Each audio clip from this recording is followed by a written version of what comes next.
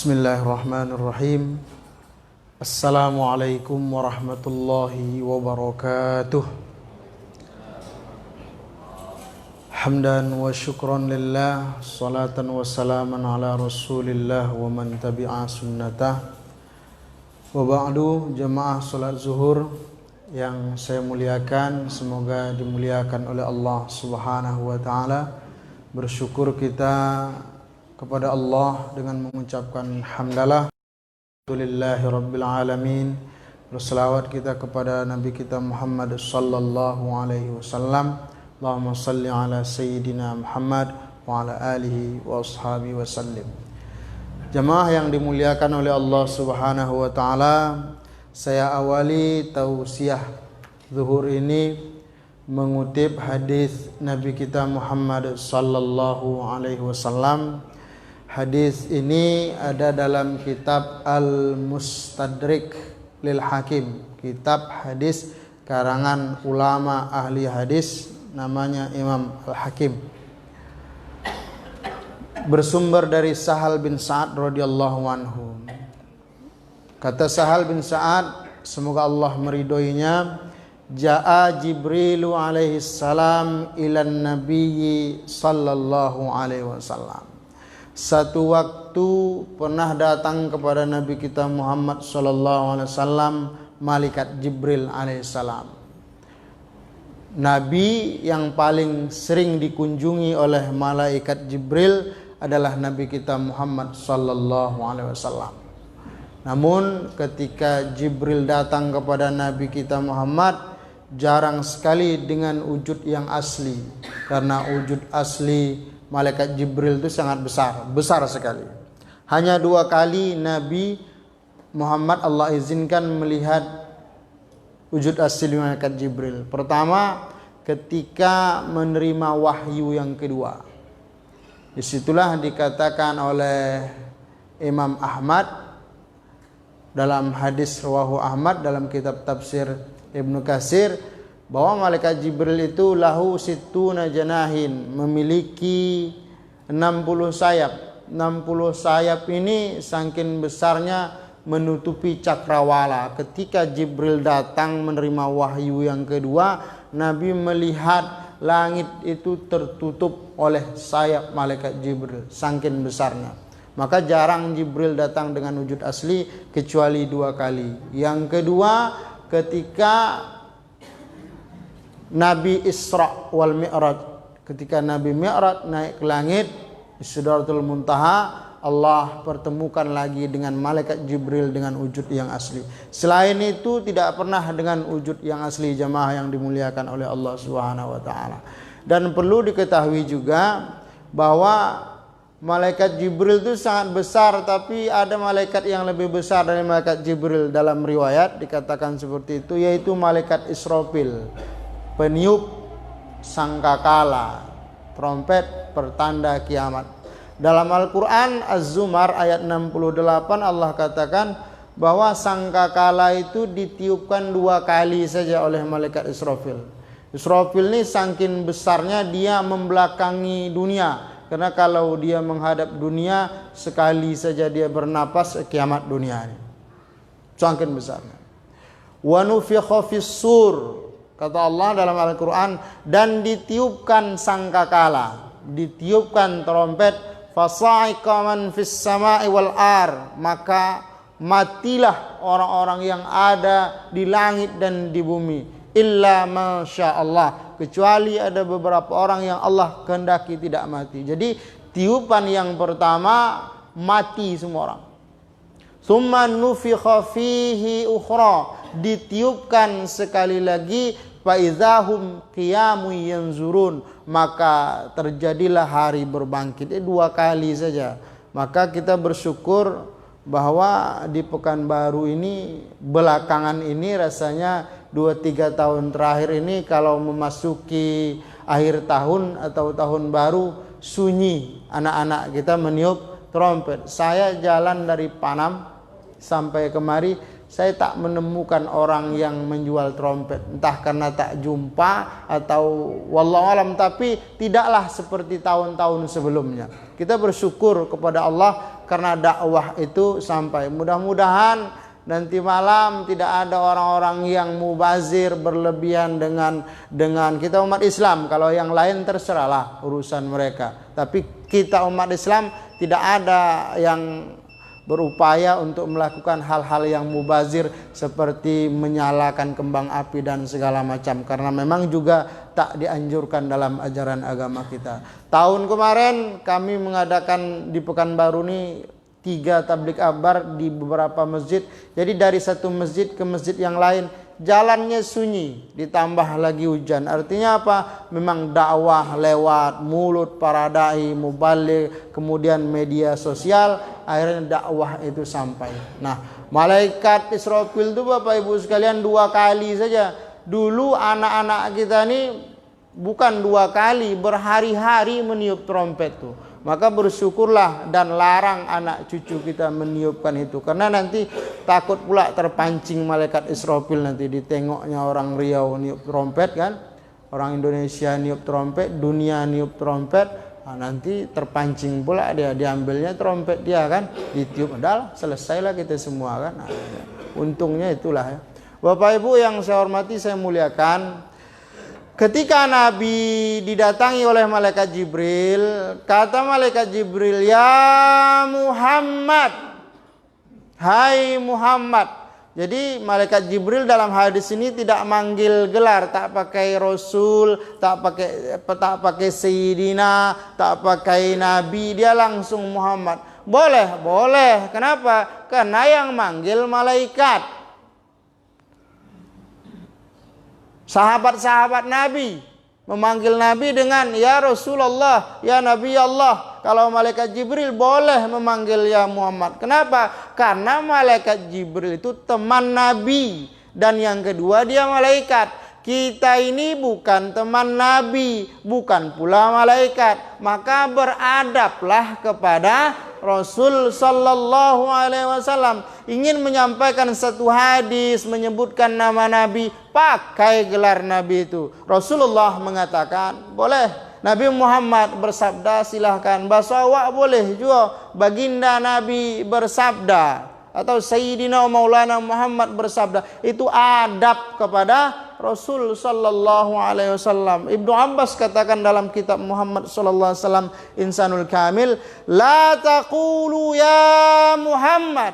Jangan kau katakan hai Muhammad, tak beradab. Wa qulu ya Rasulullah. Katakanlah wahai Rasulullah. Berkat kita berharap beradab kepada Nabi Muhammad, kelak kita mendapatkan syafaat dari beliau nanti pada hari kiamat. Amin ya rabbal alamin. Hisia di sini singkat Bapak Ibu sekalian. Kata malaikat Jibril, ya Muhammad, aish ma syi'ta. Muhammad, hiduplah sesuka hatimu. Tapi ini bentuk kalimatnya suruhan, fi'il amar. Aish ma syi'ta. Hiduplah sesuka hatimu. Tapi sebenarnya maknanya larangan. Kadang-kadang kita di rumah kita masing-masing melarang anak kita, cucu kita, larangan, tapi bentuknya bentuk perintah. Ambillah handphone tuh, coba ambil handphone tuh, ambillah handphone tuh. Tapi sebenarnya dia melarang, jangan ambil handphone tuh. Kira-kira hadis ini seperti ini. Muhammad, hiduplah sesuka hatimu. Tapi perintah yang sebenarnya, Muhammad, engkau tak boleh hidup sesuka hatimu. Dari Allah ke malaikat Jibril ke Nabi Muhammad, ini pelajaran untuk kita semua Bapak Ibu sekalian. Bahwa kita tak boleh hidup sesuka hati. Sak enak edewe kata orang Jawa, tak boleh. Sesuka urat perut kita aja hidup ini tak boleh. Kenapa tak boleh seperti itu? Fa innaka mayyitun, karena satu saat kita akan mati. Kalau sudah mati, selesai semua. Andai kita congkak, sombong, merasa hebat, hidup dengan gaya kita sesuka kita di dunia ini, paling kita mampu 60 tahun, paling 70 tahun, paling 50 tahun, paling. Karena meninggal normal umat Nabi Muhammad itu dalam hadis At-Tirmizi dari Abu Hurairah, ma baina sittina ila sab'in, antara 60-70 saja. Kalaupun kita bisa so hebat 70 tahun, habis itu tak bisa hebat. Di dunia ini Allah kita lawan, Nabi kita lawan, Orang-orang soleh kita lawan, orang tua kita lawan. Ada masanya kalau sudah mati nanti, jangankan ingin melawan Allah, melawan Nabi, melawan orang soleh, melawan orang tua, melawan cacing tanah yang menjengkal-jengkal itu pun tak sanggup. Gitu. Tak sanggup. Paling pun kita bisa sesuka hati, segitu tadilah 60-70 tahun. Jamaah yang dimuliakan oleh Allah, jangan sesuka hati. Karena kita akan mati.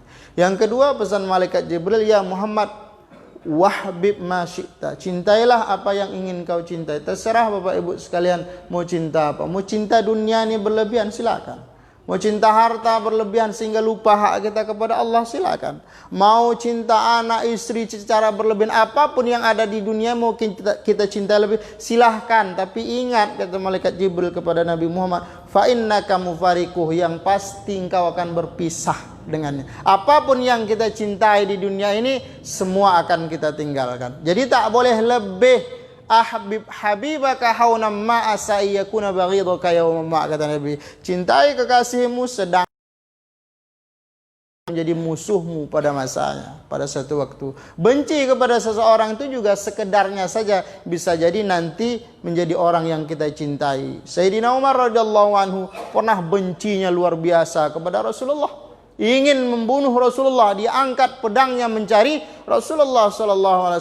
Tetapi cerita itu berbeda dengan yang diinginkan oleh Sayyidina Umar. Tetap berlaku keinginan Allah Subhanahu Wa Taala. Akhirnya dapat hidayah. Dia cinta kepada Rasulullah. Jangankan hidup, bahkan matinya dia ingin di samping Rasulullah SAW. Di tengah-tengah masyarakat banyak yang seperti itu. Dulu benci, sekarang sayang. Dulu sayang, sekarang benci. Jadi sekedarnya saja karena perintah agama seperti itu. Andai pun kita harus mencintai lebih, lebihkan beberapa hal. Pertama, Al-Quran. Cintalah lebih kepada Al-Quran, Bapak Ibu sekalian. Yang kedua, kepada Rasul, lebihkan cinta kita. Yang ketiga, terutama kepada Allah Subhanahu Wa Taala. Andai kepada Al-Quran cinta kita lebih, kita berharap nanti pada hari kiamat kita mendapatkan pertolongan Al-Quran. Kita cinta lebih kepada Rasulullah, kita berharap rasa cinta kita itu terbawa kepada akhirat, kita kelak mendapatkan syafaat dari Nabi kita Muhammad sallallahu alaihi wasallam. Terutama kepada Allah Subhanahu wa taala, dengan ridho Allah, rasa cinta kita kepada Allah, keridhoannya Allah berikan kepada kita,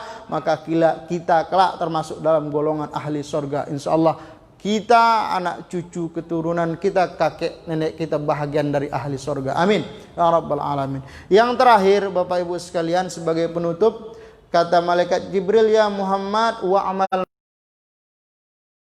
yang ingin kau lakukan. Mau berjudi, berjudilah. Mau berzina, berzinalah. Mau tak salat, silakan tak salat. Tak mau bayar zakat, ya urusan Anda, silakan. Mau korupsi, bantailah. Mau zolim, mau aniaya, mau tidak adil, mau mengambil hak orang lain, mau mengambil hak rakyat, silahkan. Itu urusan Anda, lakukanlah. Tapi ingat, fa innaka majzi'un bi. Semua yang kita lakukan di dunia ini akan kita pertanggungjawabkan di hadapan Allah Subhanahu wa taala. Semua akan dibalas. Yang baik dibalas, yang buruk dibalas, yang kecil ya dibalas, yang besar dibalas. Majzi'un bi. Semua dibalas di hadapan Allah Subhanahu wa taala. Ada seorang kiai, kisah penutup. Seorang kiai diundang muridnya makan ke rumah. Kiai, ada waktu makan ke rumah saya, Kiai? Baik, kata Kiai, besok saya ada waktu. Akhirnya muridnya mempersiapkan. Siang besok hari masuk Kiai ke rumah, datang makan. Semua hidangan ada, Bapak Ibu sekalian. Makan dengan lahap. Selesai makan, bercerita, bercengkrama dan segala macam. Semua ada, cuman satu yang tak ada, tusuk gigi. Tusuk gigi, membersih gigi. Jadi kalau bapak-bapak, ibu-ibu ngundang orang ke rumah, undang ustadz ke rumah, siapkan juga tusuk giginya ya. Jadi selesai makan, karena yang dimakan tuh mungkin ada yang keras, daging umpama segala macam, akhirnya ada yang nyangkut di gigi.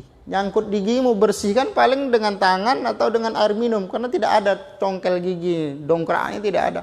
Akhirnya tausiah ringan, berdoa, selesai pulang. Arah pulang, rumah ini rumah papan. Yang didatanginya rumah papan nih. Jadi keluar dari rumah itu kan papan, serpihan papan itu ada mirip tusuk gigi itu ya, mirip tusuk gigi. Sambil keluar dia patahkan dinding papan tuh, itulah dia jadikan tusuk gigi karena tak disiapkan. Akhirnya di mobil arah pulang jalan, itulah dibakainya membersihkan gigi. Sampai satu ketika kiai ini meninggal, dimimpikan oleh kiai yang lain yang dekat dengannya. Apa keadaanmu di sana di alam? Semua aman kecuali satu. Masalah saya dengan tusuk gigi itu belum selesai. Bapak Ibu yang dimuliakan oleh Allah, tusuk gigi saja karena tidak minta izin diproses di hadapan Allah Subhanahu wa taala, apalagi 13,7 triliun. Banyak 13,7 triliun. Itu kalau dibeli salah lawak itu Masya Allah. Tahjumah.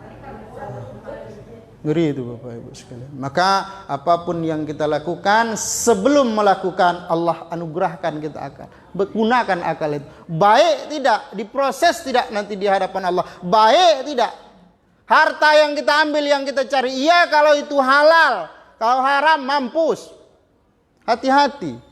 Enggak seenak itu mengambil hak orang lain, hati-hati. Semua dipertanggungjawabkan di hadapan Allah Subhanahu wa taala. Ini saja yang dapat saya sampaikan. Mohon maaf atas segala kesalahan dan kekurangan. Usikum wa iyaya bitaqwallah faqad fazal muttaqun. Wassalamualaikum warahmatullahi wabarakatuh.